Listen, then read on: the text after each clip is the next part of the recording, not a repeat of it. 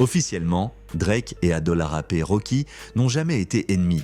Ils se croisent dans les mêmes cercles, même époque, même industrie, deux styles opposés. Drake, c'est le stratège, le businessman, le roi des chiffres, des hits, du contrôle. Adolarapé Rocky, c'est le magnétisme, l'aura, le mec qui n'a pas besoin de parler fort pour imposer le respect.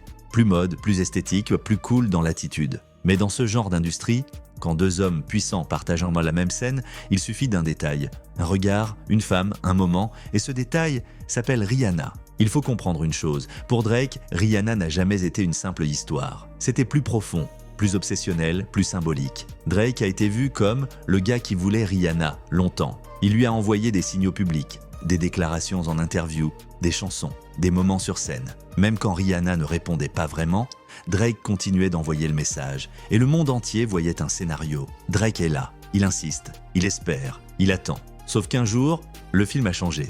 Pas avec un rappeur plus fort, pas avec un rappeur plus riche, mais avec un homme qui semblait simplement plus naturel dans ce rôle. Et cet homme, c'était Rocky. Rocky, c'est une autre énergie, l'énergie d'un mec qui ne court pas après l'attention. Pendant que Drake construit l'image parfaite, Rocky, lui, donne l'impression qu'il n'a pas besoin de la construire. Et c'est précisément ça qui dérange. Parce que dans le rap game, il existe un truc invisible, le respect silencieux.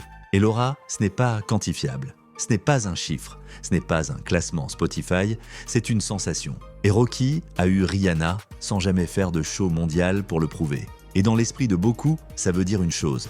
Rocky a gagné une guerre que Drake ne savait même pas qu'il menait. C'est là que le clash devient fascinant. Parce que Drake ne s'est pas levé un matin en disant « Je déteste Adolarapé et Rocky ». Non, Drake a fait ce qu'il fait toujours quand il veut attaquer sans se mouiller. Il a dissimulé les coups dans la musique, des phrases ambiguës, des sous-entendus, des shots qui ressemblent à des coïncidences, jusqu'à ce qu'on les aligne. Et ce style d'attaque, Drake l'a perfectionné. Mais à l'intérieur du rap game, tout le monde comprend la méthode. Quand Drake vise quelqu'un, il le fait comme un sniper, pas comme un boxeur, et Rocky, lui, ne joue pas à ça. Un clash, ça fonctionne à condition qu'il y ait un échange, une réaction, un incendie.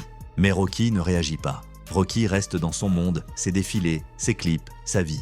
Et dans la psychologie d'un homme comme Drake, le silence est pire qu'une insulte. Parce que le silence, ça dit « Tu n'es pas assez important pour me faire sortir de mon personnage ». Et ça crée une frustration froide. Et quand Drake est frustré, il ne s'arrête pas, il intensifie.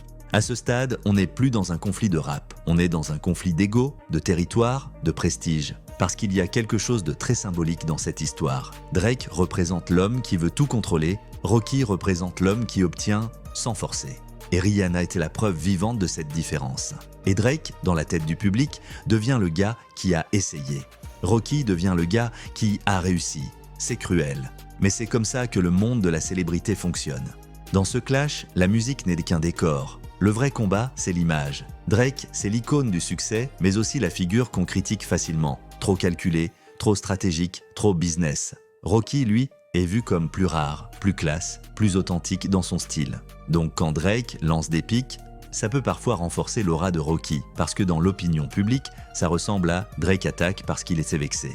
Et c'est là que le clash devient dangereux pour lui. Ce clash fait mal pour une raison simple. Il touche un point que Drake ne peut pas corriger par le travail. Un artiste peut faire plus de hits, plus de clips, plus de streams, mais un artiste ne peut pas fabriquer une chose. Le fait que Rihanna a choisi Rocky, et qu'elle l'a choisi sans débat public. Et ça, c'est comme une défaite silencieuse. Parce que Drake peut gagner toutes les chars du monde. Il ne pourra jamais changer cette scène. Rihanna et Rocky, le couple, les enfants, la stabilité. Tout ce que Drake a chanté comme une possibilité, Rocky l'a transformé en réalité. Rocky a compris quelque chose de simple. Le respect ne se réclame pas, il se dégage. Drake, lui, a souvent besoin de prouver, de rappeler, de dominer. Rocky, lui, n'a pas besoin de rappeler quoi que ce soit. Il marche et le monde regarde. Et quand deux hommes sont aussi haut placés, le moindre détail devient une guerre. Aujourd'hui, Drake est toujours au sommet, Rocky aussi à sa manière. Mais le public, lui, retient une chose. Ce clash n'est pas une histoire de lyrics, c'est une histoire de symboles. Parce que dans le rap game, il existe une vérité que personne n'avoue. La plus grande humiliation, ce n'est pas de perdre une bataille, c'est de voir quelqu'un vivre la vie qu'on pensait mériter. Et c'est exactement ce que Drake voit, chaque fois qu'il entend le nom de A$AP Rocky.